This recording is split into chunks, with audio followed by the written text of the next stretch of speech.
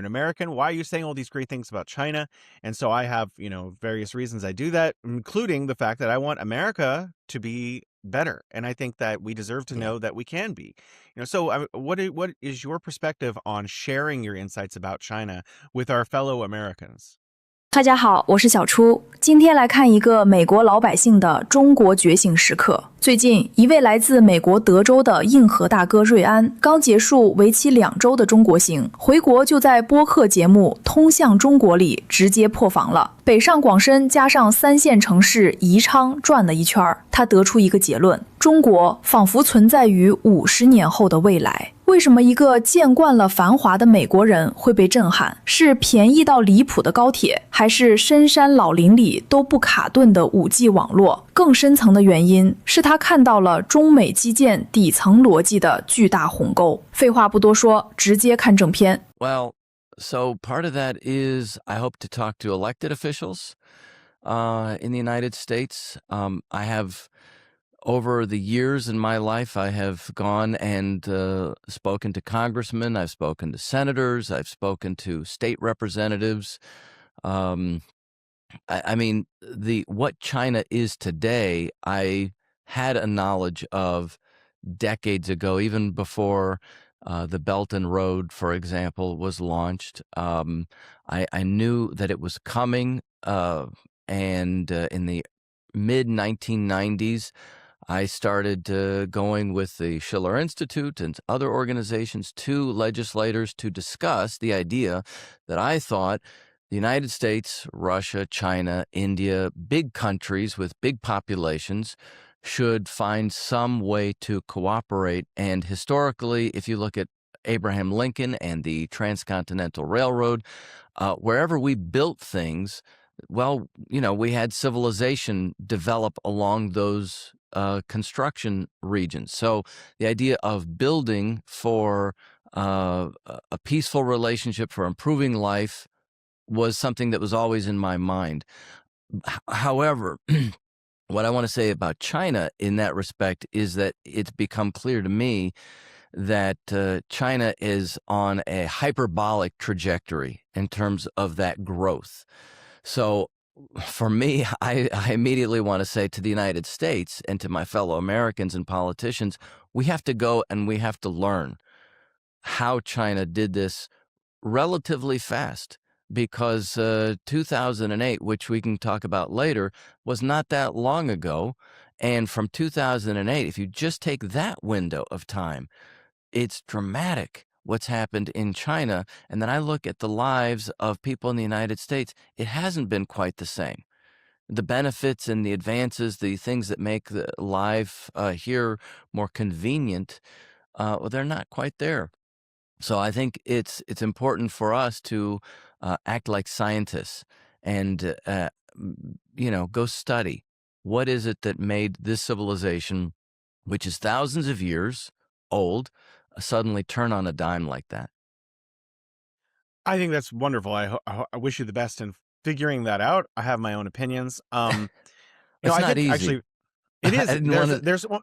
There's also the fact that we have our own way of doing things, right? China calls Absolutely. its economy socialism with Chinese characteristics. Well, whatever we need to build it with American characteristics. And I think Yeah. there's no way we could sell it to the American people without that messaging.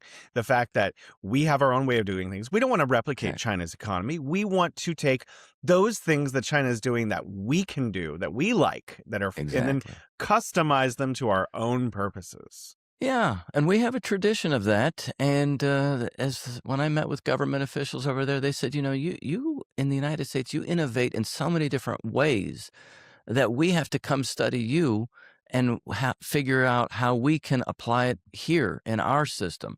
So it's totally what you just said. The United States has a history of different forms of investment in terms of how the state invests, how private companies invest.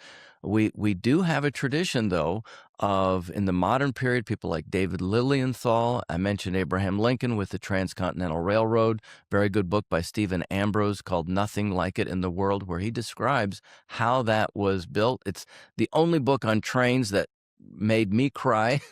because it's an amazing story of how the nation fought through its own issues to grow. And you have the tradition in the United States of Henry Carey and Alexander Hamilton. We definitely have our way of doing it that will be equally successful if we apply it. Well said. When you were planning your trip and choosing these particular cities, Shanghai, Beijing, Chongqing, Yichang, Guangzhou, and wherever else I've missed on your trip that I haven't articulated, what was your purpose? Why did you choose these places? What did you want to see? Well, I'll be very clear that our team, two-man team, my friend Robert, who's in LA, we basically contacted the consulate and we said, we want you to help us to put together this trip. So there's that aspect of it. I have friends in Russia who introduced me to people in Beijing, and they said, well, here's people you need to meet. But of course, the Three Gorges Dam is, for me, because of the tradition in the United States of the Tennessee Valley Authority, is sort of a pivotal location because, again, the idea of power generation is what drives civilization. So Beijing is that's the cultural and national headquarters. Guangzhou, my understanding is that whole area used to be known as Canton. That is sort of a technological miracle area. So, and Chongqing, automobiles, Chengdu. I mean, there's many more places I did not get to see. So really the idea was let's get different views of different parts of China, but have the same discussion everywhere we go so that we can actually learn how these different areas developed. Yeah, makes a lot of sense. I would choose similar set of cities if I was sending to somewhere. You've highlighted that China's high-speed rail network and noted its total investment was far less than the U.S. bank bailout since 2008. Yeah. What did you see on the ground that made that comparison hit home? Or what do you think of Chinese high-speed rail? And what about the U.S.? Before you comment, when I mentioned China's high-speed rail, 50,000 kilometers of high-speed rail, mostly traveling at 250 or 350 kilometers an hour to people in America, people say, oh, well, we have cars. Oh, well, we have highways. Oh, well, we fly. What do you say? Yeah.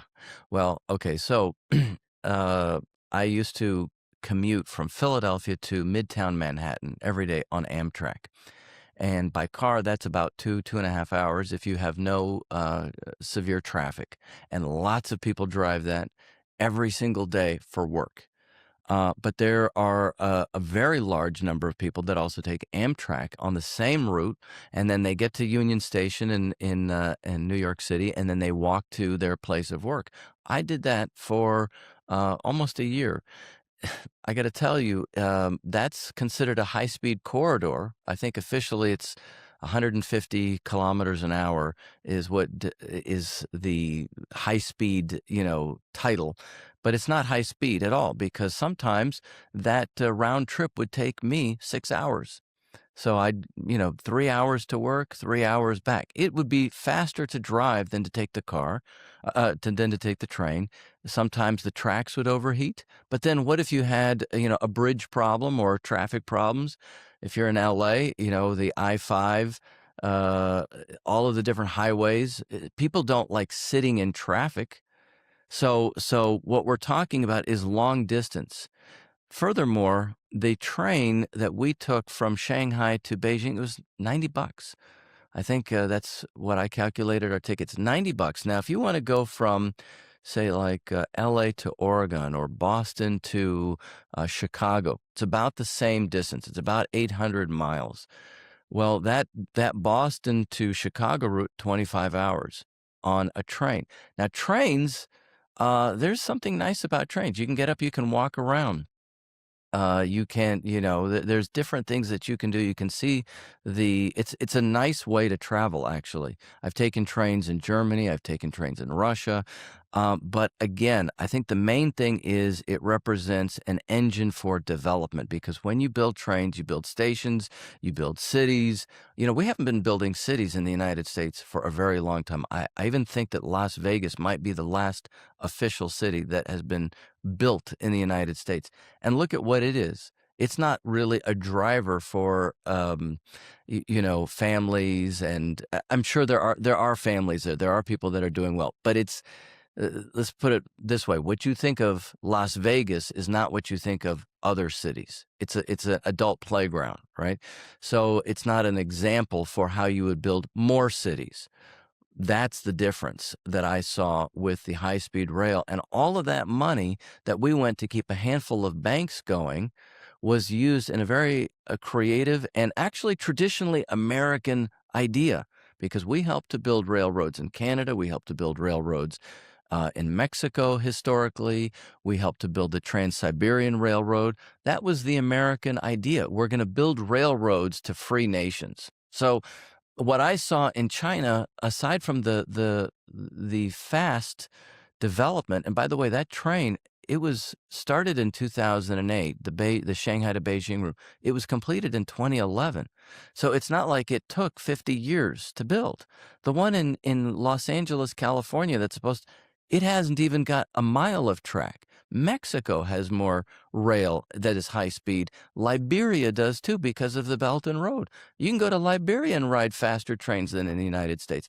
So there is a convenience and dropping the stress that kind of transportation represents. And if you go to Germany, a very modern country, you can take a little train to a medium station, to a big station. You can crisscross the whole country on rail.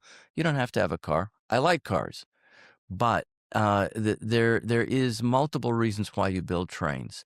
And the main thing, if you're looking at it from a government standpoint, is it's like a leavening to build the country, right? If you're looking at it from just being a regular person, it's convenient.